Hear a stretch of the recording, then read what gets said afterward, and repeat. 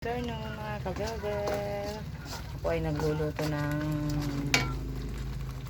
bagoong alamang para sa mangga mamaya mga ka-builder. Ayan, pinakuluan ko muna siya ng suka. Ayan. Ayan, patutuyuin natin to, saka natin iset aside mamaya pag na-dry na siya.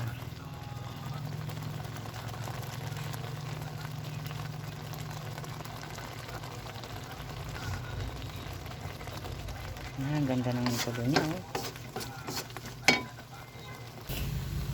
Yan, dry na. Dry na yung ating bagoong.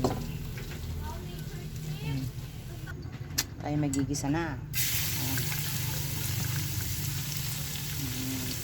Bawang.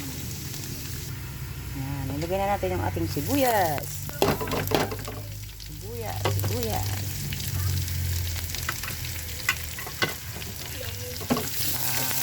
Mamaya natin ilagay yung ating alamang. Igisa muna natin siya.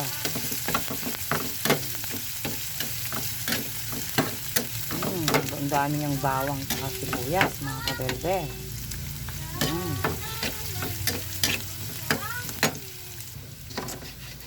Lagay na natin yung ating alamang.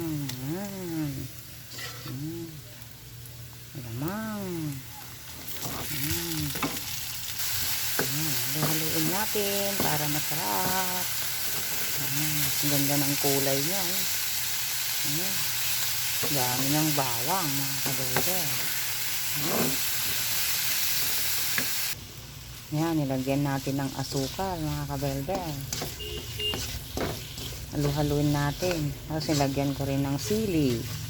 Yan, sili. Haluin lang natin ng haluin.